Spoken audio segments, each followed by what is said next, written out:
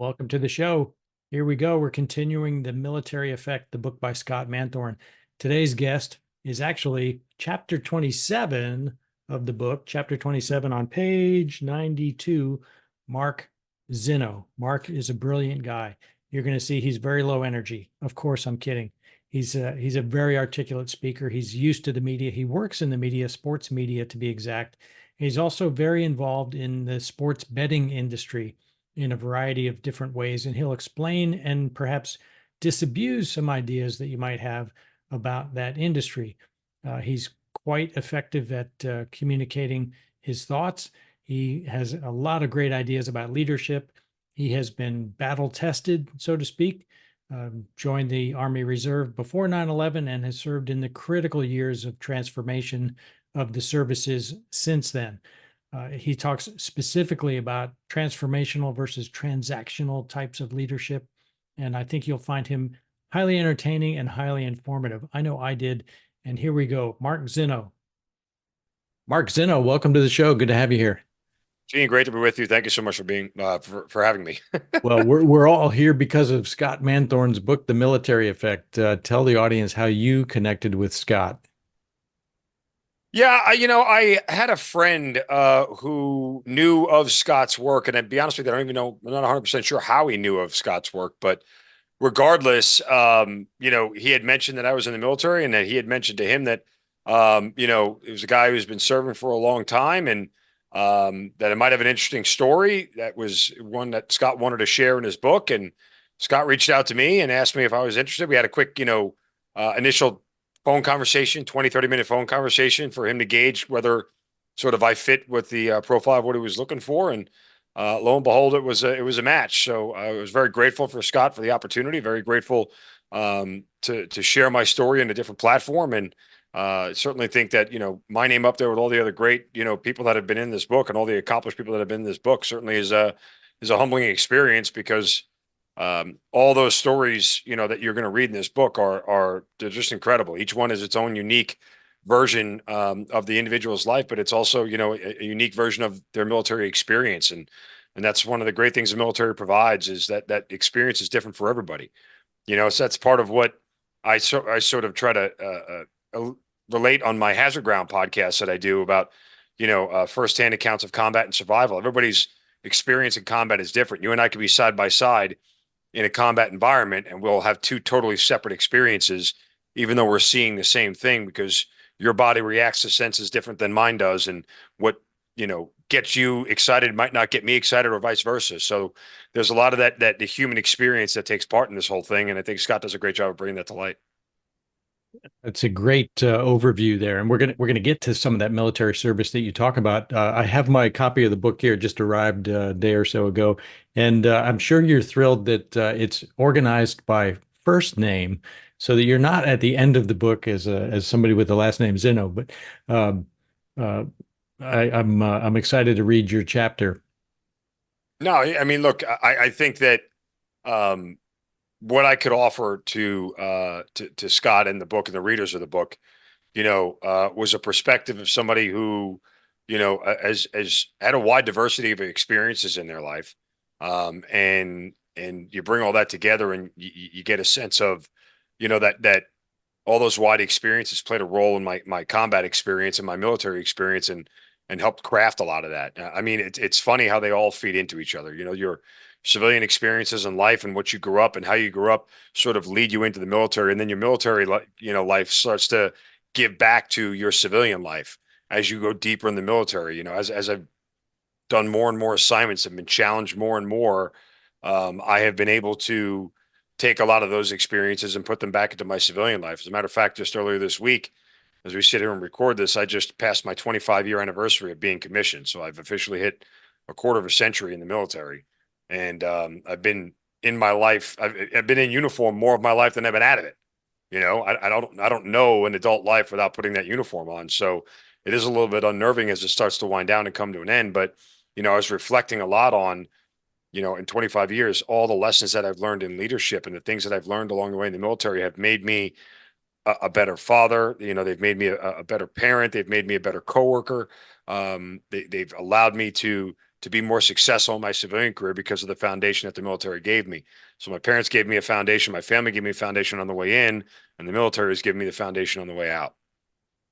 There's often a point somewhere between that 5 and 10 year mark where somebody becomes a lifer. You've clearly you've clearly hit the category of lifer with 25 years. Congrats on that service. Uh, we were talking about Scott there just at the beginning. Scott Manthorne, author of The Military Effect. He also wrote a book called The Network Effect, where he draws on some of his experience from the sports world. And you and Scott share an affinity for the sports world. Tell us what you're doing right now. In the civilian world, I work in sports media. I have for almost 20 years now, in some size, way, shape, or form. I've done everything from play-by-play for, professional football, not the NFL, but the other professional football leagues that are out there, professional lacrosse, college basketball, college baseball. So I've had a wide variety of play-by-play experience throughout my career. Not only that, I've hosted radio shows as a sports talk radio host up and down the East Coast and across the country, nationally, locally. And I also work in the sports betting space now as it's blown up and become one of the bigger parts of the sports landscape. So I work for two different national sports betting networks now that as a host and an analyst. And I've just kind of again become a little bit of a Swiss Army knife, pun intended, I suppose, in the media world, both doing radio, TV, digital, audio, video, whatever it may be. I've got a lot of different tools in my toolkit there in the civilian world. But I always joke around with people that I talk about sports for a living, and it beats working for a living every day. So I'm fortunate to do what I do. I love what I do. I'm very blessed to work in the field that I do, and have a career and have a solid career and have done it this long, because the media industry is very volatile and very topsy-turvy. And, I heard it best described as, the late actor Carl Weathers once said, that you could be a movie star or you could be a working actor, right? There are a lot of working actors in Hollywood that we all kind of know because you see him there, we go, oh yeah, I know that guy. I don't know his name, I don't know his face, but I know that guy. I've seen him in stuff. I know that person. I've seen them in stuff. Not everybody gets to be Bradley Cooper or Ryan Reynolds, right? Those are movie stars. But for me, I will never be a movie star in terms of sports media, but I'll be a good working actor and have been a good working actor for a really long time, and I'm proud of that. I heard it within about your first sentence of our coming online before we started to record. The clarity of your voice and the rhythm with which you speak. When did you recognize that you had this gift to be able to communicate so effectively in these in this medium? I mean, it was probably at a young age, as far back as I can remember. If there was a camera around, I kind of wanted to be in front of it. I mean, call it egomania or anything else, but it's just I was always drawn to it. I always had an affinity for being on stage, and always had an affinity for speaking to a crowd, and I've just sort of run with it my entire time. So I've never been shy about taking the opportunity to present myself in front of an audience, and it was a natural fit for me when it came to combining athletics and the idea of public speaking or being on stage. For lack of a better term, acting. Because I always wanted to be an athlete. That's all I did as a kid was play sports. And growing up, I wanted to be shortstop of the Yankees. I mean, I tell everybody all the time, the Yankees went with Derek Jeter. Seemed like it worked out for them. Not so much for me, but nonetheless, everybody got what they were supposed to out of that transaction. So when I realized I wasn't going to be a professional athlete, I needed to do something to do around sports, and this was the perfect sort of marriage of the two, of being able to talk about sports and be in front of a camera, and be around sports because I love it, but feed into that sort of innate trait, innate ability that I had to speak in front of people.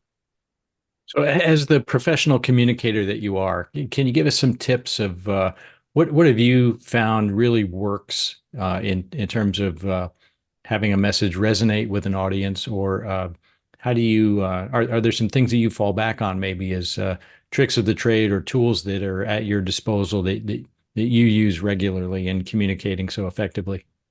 Prepare. Like that's number one. Know the material, right?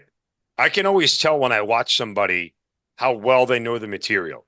Even when there are teleprompters out there, those ones we can't see, for presidents and everybody else, I can tell how much they're relying on it because I could tell where their eyes are going. And I can tell when your eyes, they lock in on a word or a spot or whatever it may be. I can tell and I can hear when someone is reading to me and not speaking to me. If you know the material and you know it in and out where you don't have to think about it, you'll start speaking and stop reading. You'll start speaking and stop dictating to people like you're reading them instructions or off a manual, open soap, wash, rather rinse, like it's not, you can tell very easily when people are and they're not. And so I always would prepare and know the material backwards and forwards, but moreover, believe it. I mean, you know, when it's not like, straight, doing media work, right? Which is kind of a daily thing for me. And coming up with a monologue or even having a conversation and a dialogue and just being myself, that's easy, like just like we're doing right now.